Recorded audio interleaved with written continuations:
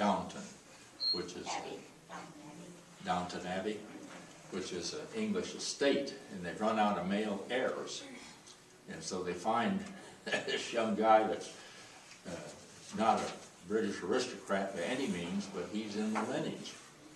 And so they bring him in so he can eventually manage the estate and try to preserve the huge, beautiful home that's built there. And the money that is left is due to the original owner marrying an American woman who had money. And she sort of sits idly by. She doesn't try to recover her money, and I guess it's not recoverable, but they're trying to win this young man's attention. And he does terrible things for a British aristocrat. He's a lawyer, and he stays in the home, but he rides a bicycle to work every day.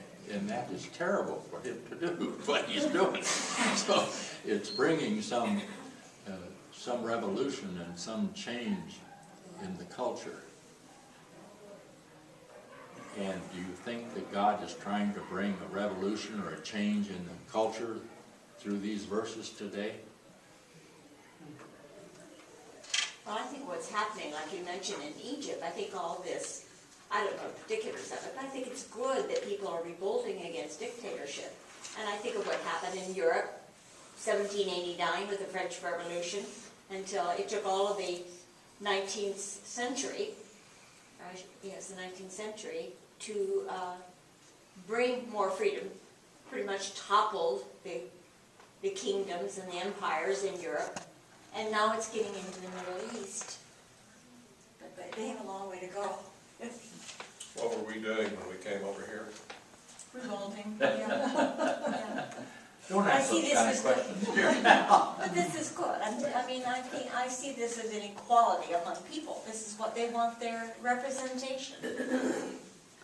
I think the big danger in Egypt is that if they topple the government with the vacuum that's left there, I'm afraid that the militant Muslim factions will gain control. Ah, yeah.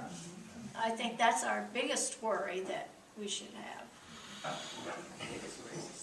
Our biggest worry is that our friend that we always cat sit for is in Egypt now.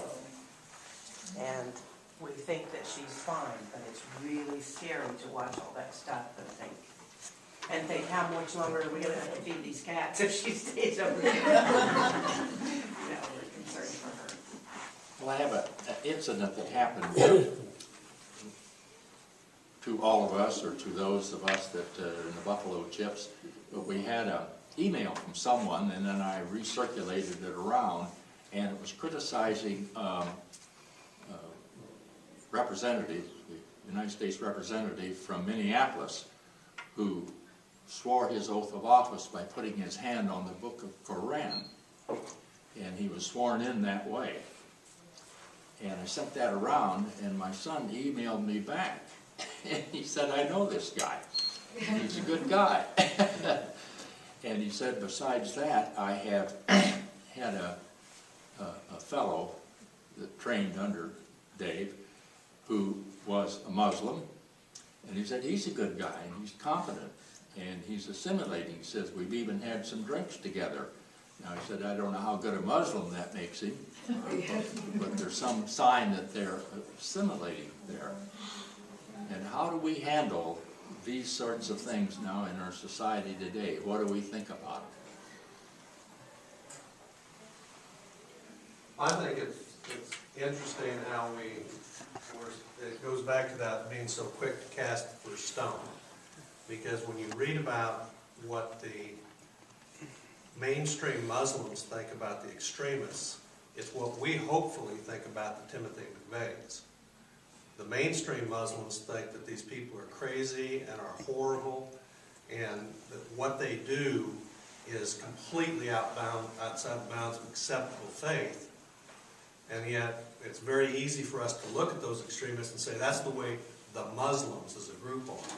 And it would be no different if people looked at us and said, Timothy McVeigh and some of these other crackpots represent a Christian faith, which they don't. They cloak themselves in that, but they're not Christians, as at least I would understand the concept of being a Christian to be. So it's just very easy to get caught up in not seeing those people for who they are. Kind of like that representative. If people, it's that business of you know people by their works. If it's somebody that people look at and see what they do and agree that they're doing good things, that's how we should know them probably, more than some of our biases.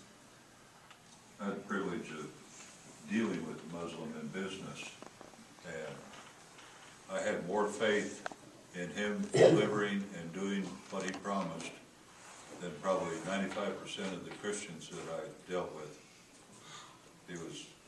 I've always admired his faith and wished I had faith as strong as his. Well, it certainly presents a, yes? And I think people need to stop believing all the emails they get. When called and people base their decisions on stuff that they haven't researched and don't know anything about. And what they read on Twitter and what they see on blogs. Right, just think it's true because it's there. Like our lessons, don't believe a thing. Well, it's like the old saying, the girl says to the guy, will you still love me in the morning? But it's a real conundrum, this guy swearing his oath on the Book of Quran, because I think the nation was founded on Christian principles, and yet, how do you handle that? One Christian principle, love thy neighbor as thyself, would that not apply in this case? Yeah, sure Let would. him put it wherever he wants to. If And he's a as good Joe person. said, casting the first stone. Yeah, There's something about rocks and glass houses too.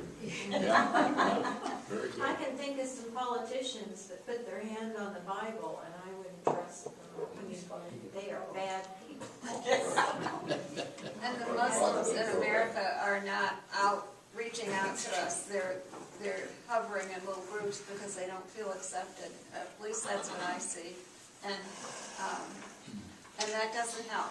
No, it makes us suspicious. Yeah, that puts us into two camps. I'm not putting the blame on them. I think it was the same way when Catholics weren't accepted for a while, or Jewish people weren't accepted, or black people weren't accepted. They grouped together, and it's normal. But that doesn't help us understand that they're just like us, with the exception of having a different religion, being a different color, whatever. Don't you think that the women and Muslims are changing? Because they couldn't drive cars in their country, they couldn't do this, they couldn't do that. Now you see them in the Y, you see them working and all this kind of stuff. So I wonder, how many generations down will they include the kids to their way of thinking? I think the key to that is assimilation, and I have an interesting story about a niece I had that became fluent in Spanish, and she was teaching Spanish children in kindergarten, teaching them English, but also teaching them the skills they needed in kindergarten and first grade. And they were well behaved, and very respectful to her. And her mother went to a meeting where the parents came in, and they just treated this niece like a queen because of what she was doing for her children.